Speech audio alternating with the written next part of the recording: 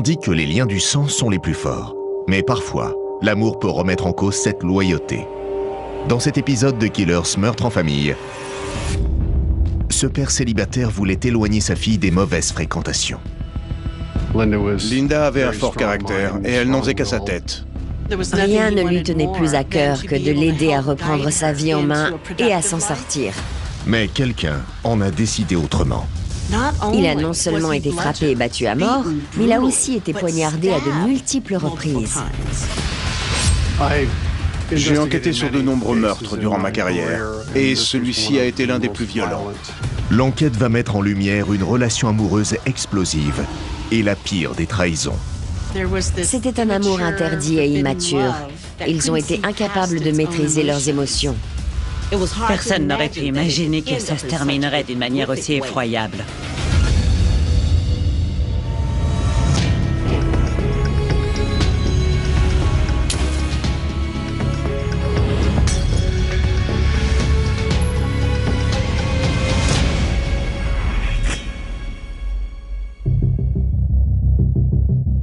Jeudi 23 décembre 2004. À 2 jours de Noël, les habitants de Tucson, dans l'Arizona, ne pensent déjà plus qu'aux festivités. Mais peu après 16h30, les choses prennent une tournure plus sombre quand la police reçoit un appel d'urgence d'un certain Luis Velasquez. Luis travaillait avec son oncle dans la même entreprise. Il nous a appelés pour signaler qu'il ne s'était pas présenté à son travail. Il était tellement inquiet qu'il s'est rendu chez lui et là, il a trouvé son oncle couvert de sang. Il était bouleversé. Il était à la fois terrifié et inquiet. Il savait qu'il lui était arrivé quelque chose de grave. Les policiers arrivent rapidement chez Lauro Garcia, l'oncle de Luis. Cet homme de 57 ans possède une maison sur South Santa Clara Avenue. Luis était dehors et il leur a dit qu'il avait trouvé son oncle Lauro dans une chambre. Il ne savait pas encore ce qui les attendait. Les agents sont entrés par la porte de derrière en prenant soin de ne pas effacer d'éventuels indices sur le sol ou ailleurs. Quand ils ont ouvert la porte coulissante, ils ont immédiatement vu du sang et des empreintes de pas dans le couloir entre la cuisine et la chambre. C'était le signe que quelque chose de grave était arrivé, mais ils ne pouvaient sûrement pas s'attendre à découvrir un tel La chambre avait été saccagée et il y avait du sang partout. Ça devait être vraiment horrible. Même les stores étaient couverts de sang. Les tiroirs de la commode étaient éparpillés dans toute la pièce et le matelas était appuyé contre le mur. Quand ils ont écarté le matelas, ils ont trouvé le corps de Lauro Garcia sous un tas de couvertures ensanglantées. Une ambulance arrive peu après la police, mais il est déjà beaucoup trop tard. Quand l'équipe médicale est arrivée, il était clair qu'elle ne pouvait plus rien faire pour cet homme. Il était mort depuis un certain temps. La rigidité cadavérique était déjà intervenue. Quand mes collègues sont arrivés, le décès remontait à au moins 12 heures. Ses blessures et les éclaboussures de sang montraient qu'il avait été battu à mort. Quand on frappe violemment quelqu'un avec un objet, en faisant des mouvements répétés de haut en bas, il y a des projections de sang sur les murs et au plafond. Et c'est ce qu'on a constaté dans cette pièce. Un examen plus minutieux du corps fournit une autre information. La victime présentait aussi des plaies par arme blanche. On s'était servi d'un couteau, et c'est cette arme qui avait sans doute causé les éclaboussures de sang. Lauro a été frappé et poignardé. C'était personnel. L'agresseur a déversé sa haine. On pouvait aussi se demander s'il n'y avait qu'une seule personne impliquée, un seul suspect. Combien était-il? Et qu'est-ce qui avait causé ce déferlement de violence?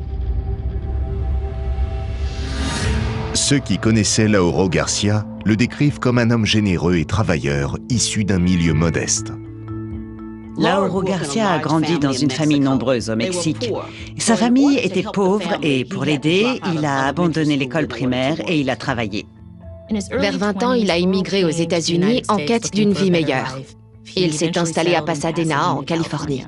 À Pasadena, Lauro Garcia rencontre une femme prénommée Maria et ils tombent amoureux. En 1980, ils ont un fils, Martin. 3 ans plus tard, leur fille Linda voit le jour. Ils sont restés longtemps ensemble, mais ils ne se sont jamais mariés. Quand Linda a eu 2 ans, ils se sont séparés et Lauro est parti à Tucson, où vivaient 2 de ses sœurs. Linda et Martin ont été ballottés entre leur mère et leur père. Ils faisaient des allers-retours plusieurs fois par an. Quand Linda a eu 6 ans et Martin 9, ils sont allés vivre avec Lauro, qui avait alors une nouvelle compagne. Il avait 3 beaux enfants et il était à nouveau en charge d'une famille nombreuse. C'était un père très tolérant et affectueux qui voulait ce qu'il y avait de mieux pour ses enfants. Mais en grandissant, Linda a commencé à causer des problèmes à ses parents. Apparemment, elle fréquentait une bande de petits voyous. À 11 ans, elle s'attirait déjà des ennuis. Sa famille avait des raisons de s'inquiéter pour Linda. Elle a commencé à prendre de la drogue alors qu'elle était très jeune. Linda avait un fort caractère. Elle était obstinée. Elle n'en faisait qu'à sa tête. Quand Lauro Garcia s'est séparé de sa dernière compagne, il a contacté Maria et tous deux ont convenu que Linda retournerait vivre en Californie avec sa mère, tandis que Martin resterait avec son père. Elle a fini par partir en Californie. Ses enfants ont donc été ballottés d'un endroit à un autre. Lauro a peut-être été un peu naïf. Il a cru que Maria réussirait à la ramener dans le droit chemin. Et ça a eu l'effet inverse. Leur fille s'est attirée encore plus d'ennuis en Californie. Sa mère n'avait pas d'autorité sur elle. Linda était même peut-être entrée dans un gang en Californie et elle avait été arrêtée pour voie de fait. Pendant ce temps-là, Lauro Garcia trouve un emploi dans le même immeuble de bureau que son neveu Luis. Il était gardien dans une société ici à Tucson. Son neveu travaillait avec lui. Après son année de première, Linda abandonne le lycée. Pour sa mère, c'est la goutte de trop. Sa famille s'inquiétait pour elle. Elle s'engageait sur une mauvaise voie. Alors ils ont décidé que Linda retournerait vivre avec son père à Tucson en espérant qu'il réussirait à la ramener dans le droit chemin. Faire constamment déménager un adolescent n'est pas forcément une bonne idée. Mais ses parents se sont dit qu'ils ne pouvaient pas la laisser continuer comme ça. Martin a récemment pris son indépendance. En 2001, à l'âge de 18 ans, Linda retourne vivre avec son père. Ils ont eu plus de temps pour renouer des liens. Rien ne lui tenait plus à cœur que de l'aider à reprendre sa vie en main et à s'en sortir. Il aurait voulu la voir trouver un emploi, gagner de l'argent, arrêter de s'attirer des ennuis et peut-être aussi fonder sa propre famille. Cette fois, le déménagement semble avoir un effet positif sur la jeune fille. Lauro ne lui demandait pas de l'aider à payer le loyer ou les factures, mais elle avait des contraintes. Il avait établi des règles strictes et l'une d'elles était « pas de garçon à la maison ». Linda a trouvé un emploi dans un fast-food et tout semblait bien se passer. Elle a commencé à parler de s'engager dans l'armée. Linda fête ses 21 ans en décembre 2004 et Lauro Garcia attend les fêtes de fin d'année avec impatience. Il occupait le même emploi depuis 7 ans et il avait touché une prime de Noël très conséquente. Comme à son habitude, il avait l'intention d'en faire profiter sa famille. Il voulait faire plaisir à ses enfants. Malheureusement, il n'en aura jamais l'occasion. On vient de découvrir son cadavre et la police de Tucson est déterminée à identifier le meurtrier. Dans la chambre, on a constaté que son portefeuille avait disparu. Dans certains secteurs, les cambriolages et le trafic de drogue sont plus fréquents qu'ailleurs. Dans le quartier de la victime, les cambriolages n'étaient pas rares. En revanche, un crime aussi violent que celui-là sortait vraiment de l'ordinaire. Linda n'était pas là. La police ignorait pourquoi et où elle se trouvait. Elle se demandait si elle était en danger et ce qui avait pu lui arriver.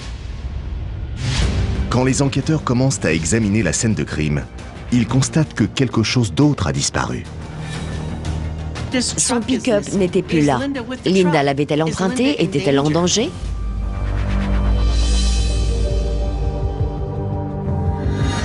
Les inspecteurs de Tucson, dans l'Arizona, enquêtent sur le meurtre de Lauro Garcia, qui a été retrouvé battu à mort et poignardé à son domicile. Les policiers sont formés et extrêmement bien formés pour savoir comment aborder une scène de crime. Pourtant, il est impossible de ne pas être affecté quand on entre dans une maison apparemment paisible et qu'on se retrouve devant le corps d'une personne qui a été agressée avec autant de brutalité. Son agresseur s'était déchaîné sur lui. Il avait des plaies par arme blanche et des blessures causées par un objet contondant. Il devait être déjà mort quand on l'a poignardé. Le neveu de Lauro Garcia, Luis Velasquez, est la personne qui a contacté les services d'urgence. Quand la police finit de boucler le secteur, il est rejoint par le fils de la victime, Martin. Ces fêtes de fin d'année ont dû être extrêmement difficiles à vivre pour cette famille qui venait d'être frappée par un crime aussi horrible. J'ai interrogé Luis. Il m'a décrit ce qu'il avait vu en arrivant. Il a commencé à s'inquiéter le matin en voyant que son oncle n'était pas au travail. Ils étaient tous les deux gardiens, et Lauro n'était pas du genre à manquer une journée de travail. Il était connu pour sa conscience professionnelle. Et ce jour-là, sa société fêtait Noël, ce qui rendait son absence encore plus étonnante. Luis a essayé d'appeler plusieurs fois son oncle, sans succès. Alors il s'est rendu chez lui. Comme la porte d'entrée était fermée à clé, il est entré par la porte de derrière. Dès que Luis a vu du sang, il a contacté la police. Je n'ai pas eu l'impression qu'il nous cachait quoi que ce soit. Dans cette affaire, c'était le témoin oculaire classique. Dans notre métier, on doit toujours procéder par élimination. Et j'étais sûr qu'il nous disait la vérité. L'une des premières choses que Luis a dites, c'est qu'il venait de recevoir leur prime de Noël. Son oncle aurait donc pu être tué en surprenant un intrus chez lui. Lauro Garcia avait reçu 1 500 $, ce qui aurait largement suffi à attirer des voleurs bien informés. Mais les constatations n'étayaient pas cette hypothèse. Il n'y avait aucun signe d'effraction. On n'a pas non plus trouvé de traces de lutte dans d'autres pièces. Donc on a écarté la piste d'un cambriolage qui aurait mal tourné. Les enquêteurs ne retrouvent pas d'armes sur la scène de crime. En revanche, ils découvrent d'autres indices. Il y avait un bloc à couteau et il en manquait un. Alors on s'est dit que c'était sûrement celui qui avait été utilisé. Il y avait des gouttelettes de sang et des traces de pas ensanglantés sur le carrelage. Les techniciens de scène de crime ont prélevé des échantillons de sang en vue d'une analyse ADN et ont photographié les empreintes. Ces semelles de chaussures avaient un motif bien particulier. On s'est donc dit que si on retrouvait ces chaussures, ce serait une grande avancée pour l'enquête. Et quand la police commence à interroger les membres de la famille de Lauro Garcia, elle constate qu'il y a un absent. Sa fille, Linda, n'était pas là et elle était injoignable. Elle n'était pas à la maison ou au travail. À ce moment-là, la police ne savait pas s'il fallait s'inquiéter pour elle. Il savait que sa fille et son pick-up avaient tous les deux disparu. L'avait-elle emprunté? Était-elle en danger? Pour le fils de Lauro, Martin, c'était tout à fait envisageable. Si quelqu'un avait des ennemis, c'était bien sa sœur et pas son père. Il a décrit son père comme un homme à la fois solide et très attentionné, qui s'était montré très strict dans leur éducation. Lauro ne menait pas une vie dangereuse. Comme tout le monde le savait, c'était quelqu'un de travailleur. Il ne causait aucun problème et menait une vie paisible. D'après Martin, Linda a rejoint un gang quand elle vivait en Californie. Et après son retour en Arizona, elle avait gardé des liens avec ses membres. On nous a dit qu'elle portait un bandana dans sa poche arrière et qu'elle était probablement affiliée à un gang californien. Il y avait aussi des gangs à Tucson. Il était donc possible qu'elle en ait rejoint un ou qu'elle soit entrée en conflit avec l'un d'eux. Le fait de quitter la Californie ne mettait pas forcément fin à son affiliation à un gang. Tout le monde sait que sortir d'un gang est toujours plus difficile que d'y entrer. Ça peut entraîner des représailles et même vous coûter la vie. On ne savait pas si un gang s'en était pris à elle. À ce stade, on n'avait pas suffisamment d'informations pour le savoir, mais on continuait à envisager cette possibilité. Si les assassins de Lauro Garcia font partie d'un gang rival, la vie de sa fille est peut-être aussi menacée. Il pouvait s'agir d'un enlèvement, voire d'un meurtre. Alors il n'y avait pas de temps à perdre. Ils ont immédiatement lancé un avis de recherche pour Linda et le pick-up. Une fois qu'on a obtenu sa description et celle du véhicule de la victime, on a émis un avis de recherche dans tout l'État de l'Arizona afin de localiser le véhicule et la jeune fille. Ils espéraient la sauver et peut-être aussi identifier le meurtrier. Mais le frère de Linda semble penser qu'elle préférait les membres du gang à sa propre famille. Dans son gang, Linda avait un surnom, la petite emmerdeuse. C'est un surnom que sa famille n'aurait certainement pas contesté parce qu'elle n'avait pas arrêté de lui causer des problèmes. Martin a aussi raconté à la police que sa sœur n'avait pas tourné le dos à son ancienne vie. Depuis qu'elle vivait chez son père, elle avait fait la connaissance des membres d'un gang de Tucson. Ça a soulevé des questions, notamment quel rôle Linda avait pu jouer dans cette affaire. S'agissait-il d'un rite d'initiation pour entrer dans un gang? Était-ce une vengeance? Combien de personnes étaient impliquées? Il devait étudier cet aspect avec beaucoup d'attention, parce que cette affaire semblait très compliquée. Selon son frère, l'un des jeunes hommes que Linda a rencontré à Tucson est devenu plus qu'un simple ami. Il s'appelait Carlos Cruz. Ils s'étaient rencontrés sur Internet l'année précédente. Elle avait 20 ans et lui 16. Ça ne plaisait pas du tout à son père. Linda avait entamé une histoire en ligne avec un garçon de 16 ans, qui était devenu une véritable relation. Il vivait à une petite centaine de kilomètres au nord de Tucson, à Casa Grande. Casa Grande est une ville de taille moyenne qui attire la petite bourgeoisie. Elle est située à égale distance entre Tucson et Phoenix. Et elle est en train de se transformer petit à petit en ville dortoir. Carlos Cruz est né le 7 août 1988. Il est l'aîné de 3 enfants d'une famille de la classe moyenne. C'était une famille traditionnelle. Le père avait un garage et sa mère s'occupait des enfants. Carlos était apparemment un enfant heureux qui aimait son rôle de frère aîné. Ses amis et sa famille l'appréciaient. C'était un bon garçon. Il aimait venir dans le garage de son père et il semblait attiré par la mécanique, mais ce n'était pas un très bon élève. Comme Linda, Carlos avait des difficultés scolaires et il a commencé très tôt à prendre de la drogue. À l'adolescence, il a fini par rejoindre un gang. Carlos a pris une mauvaise voie, mais à partir de 16 ans, il semble changer radicalement. Il était maintenant en âge de travailler dans le garage de son père. Il aidait aussi son grand-père pendant ses foires au troc. Et puis, il parlait de chercher un emploi dans la vente de véhicules. Comme beaucoup d'adolescents, Carlos passait beaucoup de temps sur Internet. En 2004, c'était pas aussi développé qu'aujourd'hui. Il n'y avait que des forums et des chats. Et c'est par ce biais qu'il a connu Linda. Carlos a immédiatement été attiré par elle. Ils ne se connaissaient que depuis 2 semaines quand il lui a proposé de se rencontrer. Pour Thanksgiving, l'adolescent rend visite à sa tante à Tucson. Et pendant qu'il est sur place, il en profite pour rencontrer Linda. De toute évidence, ça a été le coup de foudre. Ils se sont plu immédiatement. Et ils se sentaient bien ensemble et apparemment, l'attirance était réciproque. Linda semblait ressentir la même chose pour lui. Elle a même présenté Carlos à son père, ce qui pour elle était quelque chose d'important. Le père de Linda n'apprécie pas vraiment son nouveau petit ami. Lauro ne voyait pas cette romance d'un bon œil. Tout était arrivé très vite et leur relation était très passionnée. Le couple passe tout son temps ensemble et cache la différence d'âge au père de Linda.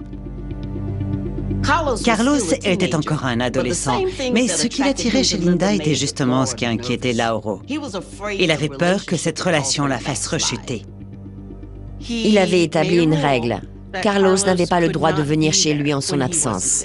Il essayait de ramener Linda sur le droit chemin et il était hors de question pour lui que cet adolescent reste seul avec sa fille dans sa maison. Linda promet de lui obéir et au cours des semaines qui suivent, tout semble bien se passer. Même si Lauro était opposé à leur liaison, il voyait que Carlos la traitait bien. Il semblait la respecter et veiller sur elle, alors il a essayé de se montrer tolérant. Martin raconte pourtant aux policiers que son père était toujours aussi inquiet et que cette situation a peut-être abouti à une confrontation. On savait que M. Garcia avait un certain nombre de problèmes avec sa fille. Il avait fait part de ses frustrations à son fils et à son neveu. Il leur avait dit qu'il avait rencontré Carlos et qu'il avait l'impression qu'il faisait peut-être partie d'un gang. Selon Martin, la nuit précédant le drame, il avait reçu un appel de Linda. Elle lui avait dit s'être disputée avec leur père, qu'il avait chassé de la maison parce qu'il ne voulait plus qu'elle voie Carlos. Son frère pensait qu'elle avait exagéré la gravité de l'incident.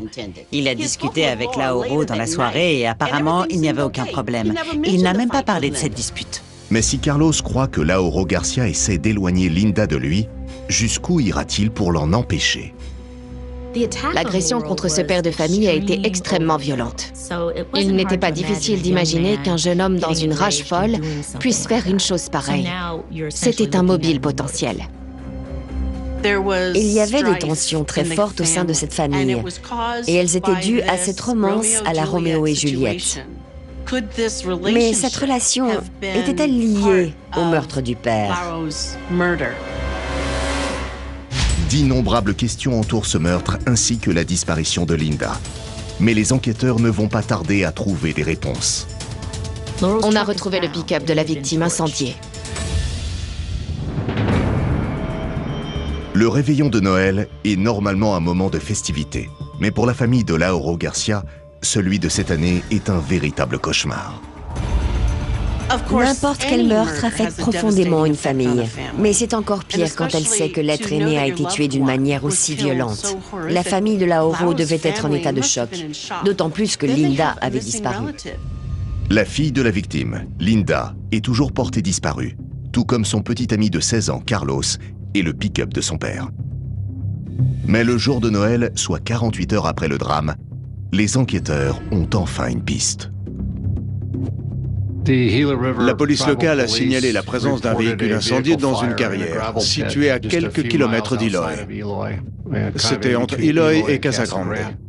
Les agents qui se sont rendus sur place ont constaté que le véhicule avait été incendié volontairement. Son numéro d'immatriculation correspondait à celui du véhicule de la victime. Le feu avait détruit tous les éléments que la police aurait pu exploiter. Cheveux, sang ou ADN. Mais elle a découvert autre chose.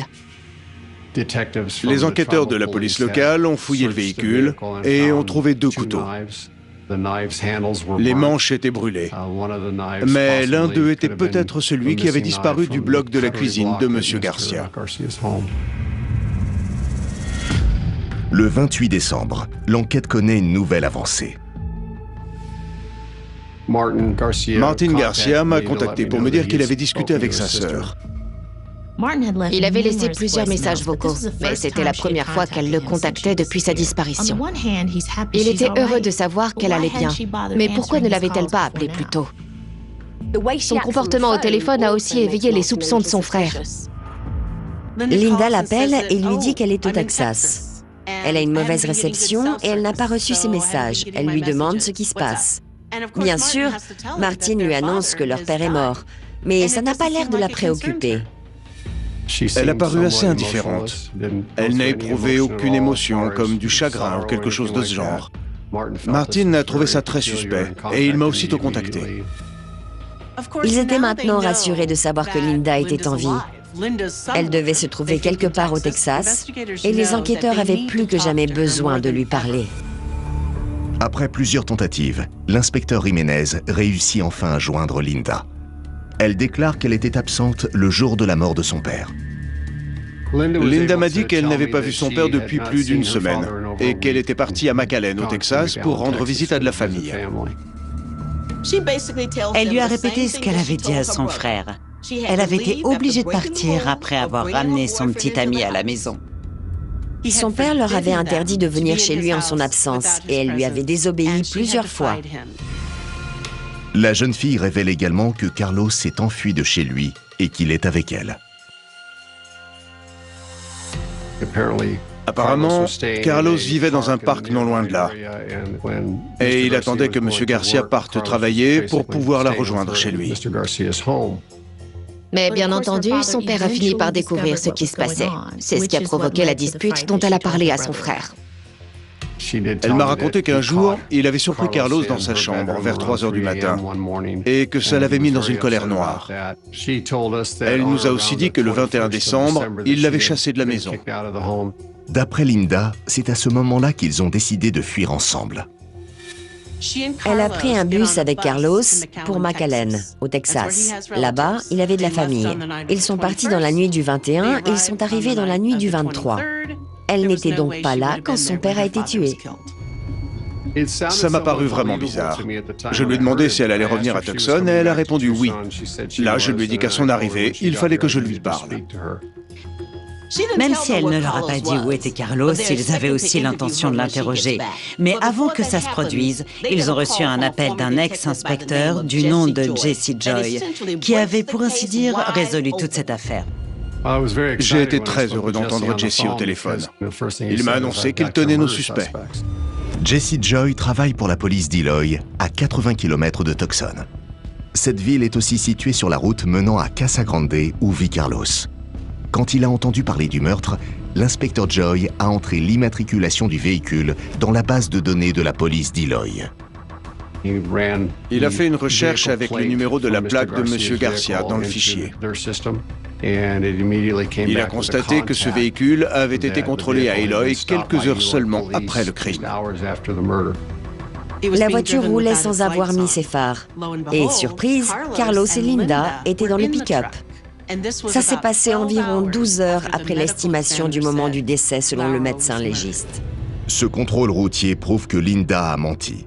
Carlos et elle n'étaient pas à bord d'un bus à destination du Texas. Mais comme le couple a été contrôlé avant la découverte du corps de Lauro Garcia, la police n'avait aucune raison de l'arrêter. Un avis de recherche avait cependant été émis pour Carlos. Carlos était alors considéré comme un mineur en fugue. Il n'avait que 16 ans. Ses parents avaient signalé sa disparition 4 semaines plus tôt. La police d'Eloy a tout de suite contacté sa famille pour l'avertir qu'il avait été retrouvé. Ses parents sont venus le chercher. Linda les a suivis jusqu'à chez eux, à Casa Grande, une ville située à une vingtaine de minutes d'Eloy. Grâce à ces informations, les enquêteurs obtiennent des mandats afin d'arrêter Linda et Carlos et de fouiller le domicile des parents de l'adolescent. Les inspecteurs sont allés immédiatement à Casa Grande pour interpeller et interroger le couple. À leur arrivée, la mère du suspect n'a pas compris ce qui se passait. Estela Cruz, la mère de Carlos, était visiblement bouleversée. Elle n'arrivait pas à croire que son fils puisse être impliqué dans un meurtre. Elle n'avait pas eu de problème majeur avec lui avant sa fugue. Estela Cruz explique qu'elle était folle de joie de retrouver son fils. Mais elle a été surprise quand il a amené Linda avec lui. Ça a déjà dû être un choc d'apprendre que son fils avait tenté de s'enfuir avec sa petite amie. Mais ça a dû être encore pire de découvrir pourquoi. Linda était enceinte et avait été chassée de chez elle. Elle n'avait aucun endroit où aller, alors la mère de son petit ami l'a recueillie chez elle. Linda prétend avoir 17 ans, juste un an de plus que Carlos. Madame Cruz a pris la jeune fille chez elle. Elle a ressenti de la compassion pour elle et elles ont commencé à bien s'entendre.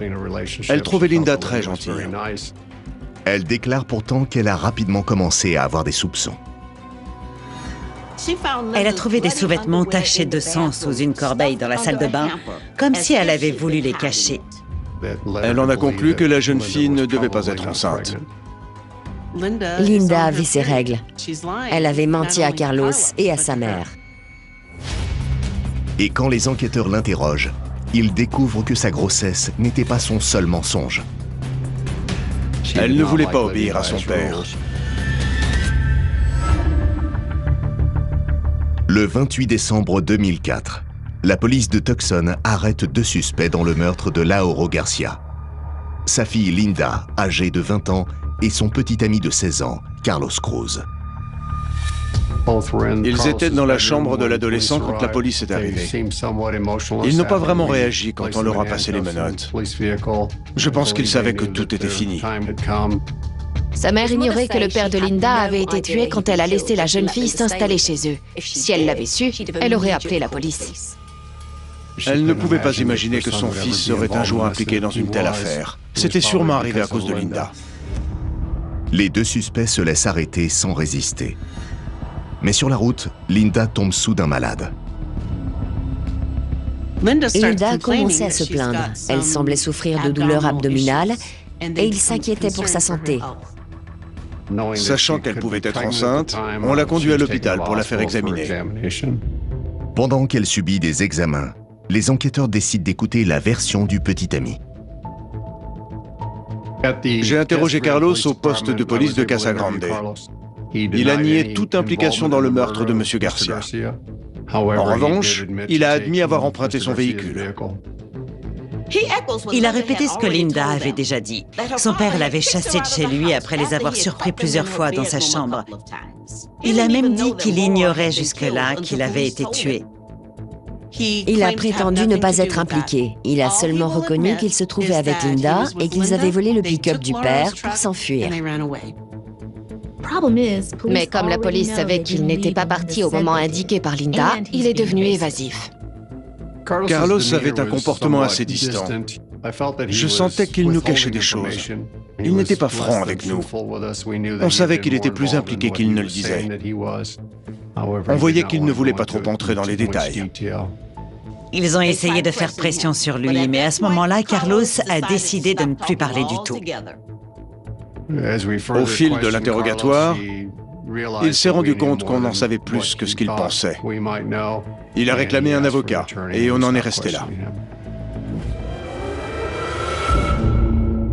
Les inspecteurs s'intéressent à nouveau à Linda et constatent que son examen ne s'est pas déroulé comme elle l'aurait voulu.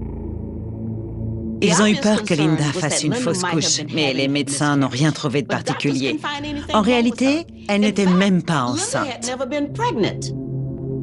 La jeune fille n'avait pas cessé de mentir et tous les indices venaient contredire ce qu'elle avait pu déclarer jusque-là.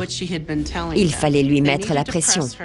Il voulait maintenant qu'elle leur explique ce qui s'était passé ce soir-là. Elle était indifférente à la mort de son père. Il ne l'avait pas élevée et elle ne s'était jamais sentie proche de lui. Leur relation ne s'était pas améliorée depuis son retour en Arizona. En fait, Linda semblait en vouloir à son père parce qu'il cherchait à diriger sa vie. Elle ne voulait pas lui obéir. C'est ce qu'elle nous a expliqué. Elle a continué à voir Carlos contre la volonté de son père. Pendant l'interrogatoire, Linda a essayé de changer de version. Selon elle, quand son père l'a chassée de chez lui, elle a fait ses bagages et elle est allée chez un ami. Ensuite, cet ami les a conduits, elle et Carlos, à Casa Grande. Mais les inspecteurs savaient qu'ils étaient seuls dans la voiture de M. Garcia quand elle a été contrôlée par la police d'Eloy le matin du 23 décembre. Mise face à ces mensonges, Linda accepte enfin de leur dire la vérité. Elle a reconnu qu'elle était dans la maison quand son père a été tué, mais elle a minimisé son rôle et rejeté toute la faute sur Carlos. D'après la version de Linda, le soir en question, son petit ami est venu chez elle. Elle l'a fait entrer par la fenêtre de sa chambre. Elle lui a alors dit que son père était furieux et qu'il allait la renvoyer en Californie. C'était une mauvaise nouvelle pour tous les deux, et selon elle, Carlos était très en colère. Il est sorti de la chambre et d'après ses souvenirs, elle a ensuite entendu des cris, les cris de son père. Linda prétend que lorsque son petit ami est revenu quelques minutes plus tard, il tenait une batte de baseball couverte de sang. Elle a dit qu'elle était complètement terrifiée. L'adolescent est revenu dans la chambre. Il lui a demandé de ne rien dire à personne et ils sont partis. Elle a accepté de partir avec lui dans le pick-up de son père parce qu'elle avait peur pour sa vie. Après le contrôle routier à Eloy, ils auraient décidé de changer de véhicule. Linda a dit aux enquêteurs que Carlos avait demandé à 2 de ses cousins de l'aider à se débarrasser de ce pick-up. Avec l'aide de ses cousins de Casa Grande, Carlos a roulé en direction d'une carrière qui se trouvait à quelques kilomètres de là, plus précisément à Sacaton. C'est une réserve indienne en dehors de Casa Grande et c'est là, dans cette carrière, qu'ils ont incendié le véhicule. Les cousins de l'adolescent ont confirmé ce que Linda leur avait dit, mais ils ont ajouté qu'elle n'était pas aussi innocente qu'elle le prétendait. Ils ont expliqué le rôle qu'ils avaient joué.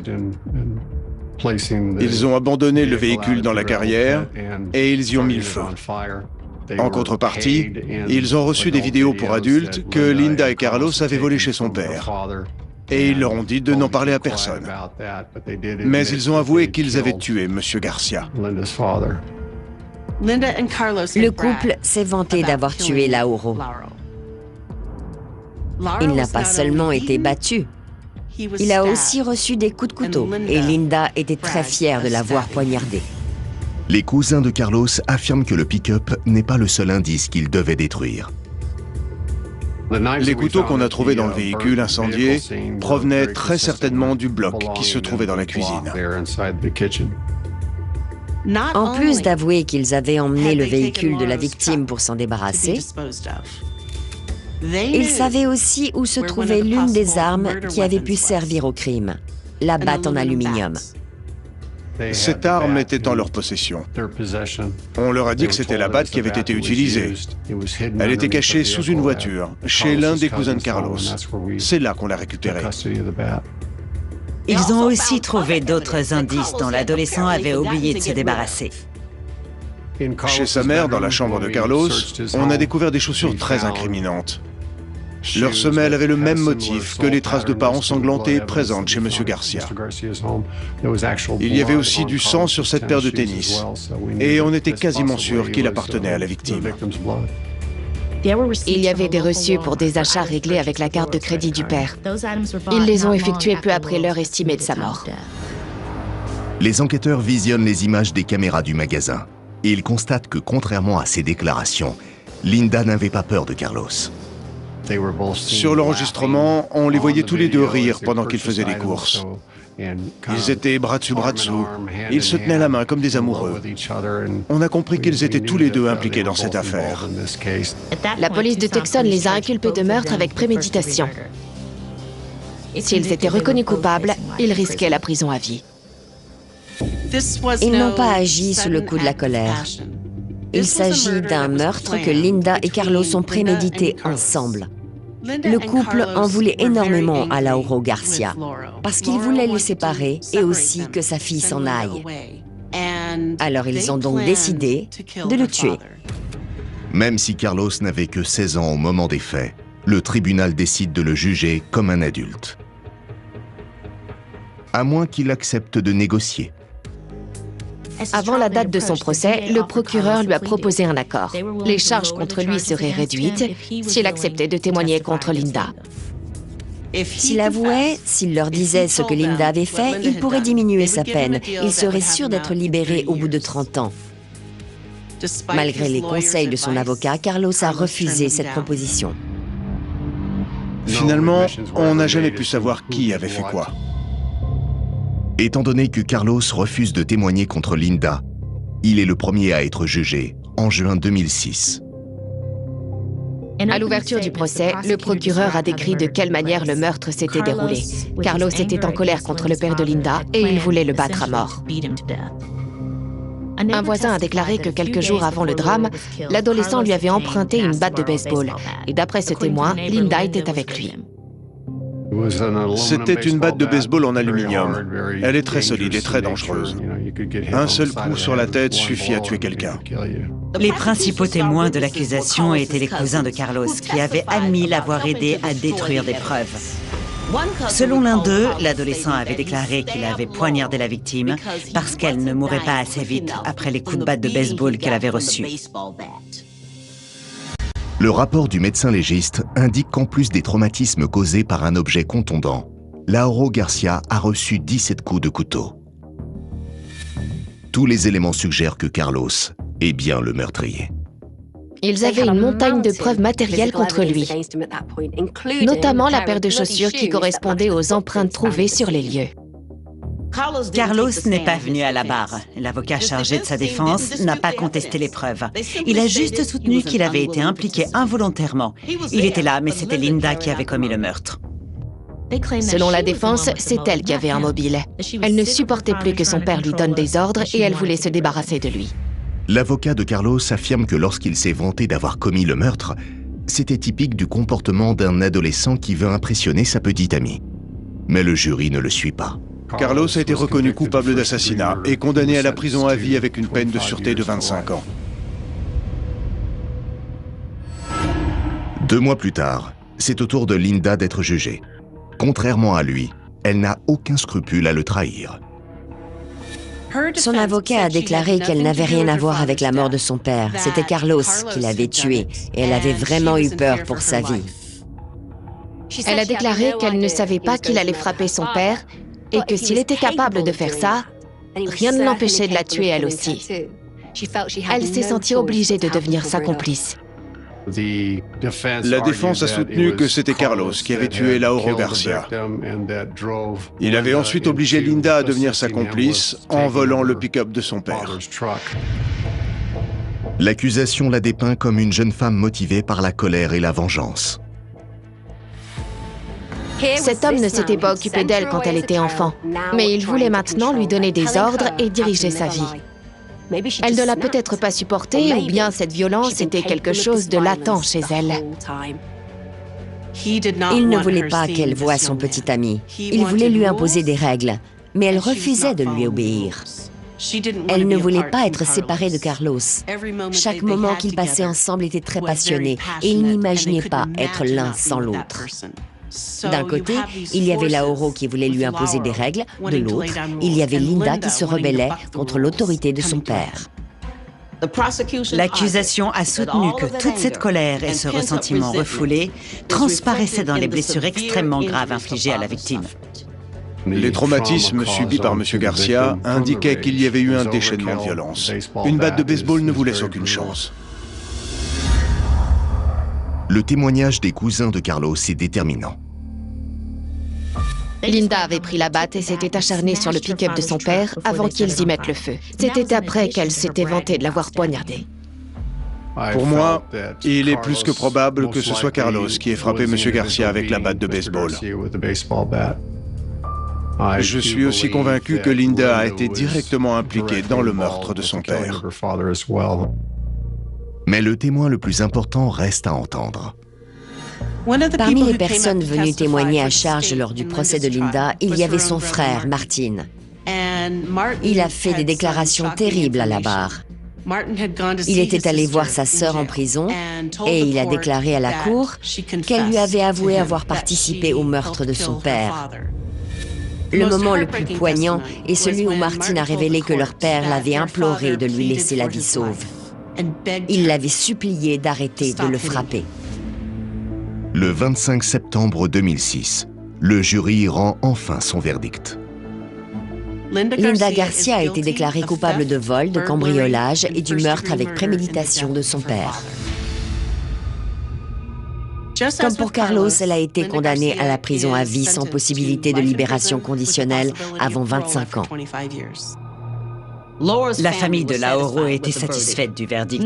Jamais rien ne pourrait le ramener, mais elle estimait que Linda avait eu ce qu'elle méritait. Ils continuent à lui en vouloir pour ce crime, mais ils pensent aussi que Carlos a été manipulé par les autorités. Ils se sont mutuellement accusés pendant le procès, pourtant ils étaient aussi coupables l'un que l'autre. Même si on ne connaîtra sans doute jamais les détails de cette nuit-là, une chose est certaine. Leur amour interdit s'est terminé d'une manière que personne n'aurait pu imaginer.